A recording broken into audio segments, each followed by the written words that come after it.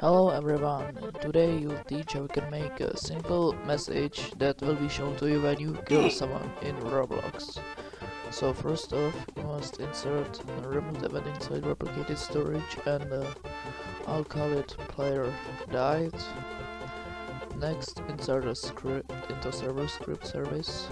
So what we are gonna do here is game.players.player added connect function player player.character added connect function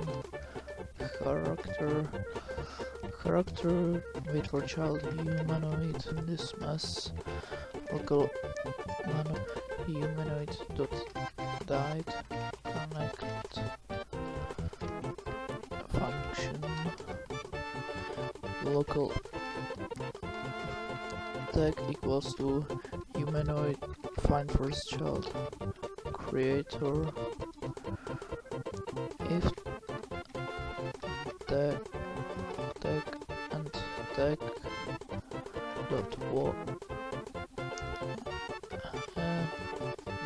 value then local killer name equals tag dot value local killer equals game dot get service players find first child killer name dot name game the replicated storage dot player died fire client killer and player. Now you must put it in this order, killer and player, because if you put player before killer the client will be far to the player.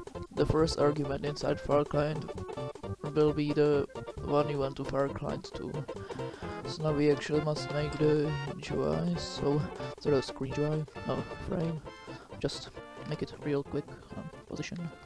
Oh. Okay, this looks great. Now I'm just gonna change the background transparency to something darker and background color.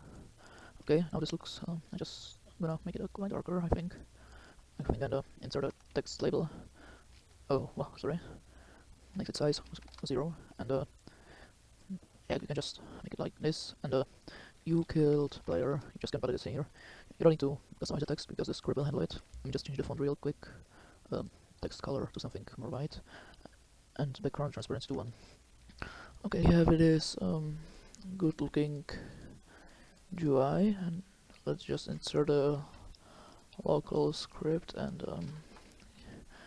game.replicated storage.player.onClient event connect function player local GUI equals script.parent.frame clone GUI.parent equals script.parent GUI.textLabel.text equals to you killed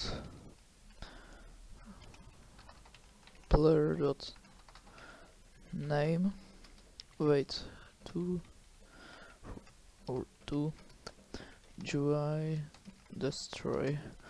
Okay, so now this is all you have to do. So basically when player joins, it will get it checks if player dies here, and it goes to the tag of the creator, so the player that killed him, and killer name is his tag value. We know what's his name, but we must get to the player. We can easily access this bus by game get service players find first child. It will find the player by its name, and it will fire the events to him.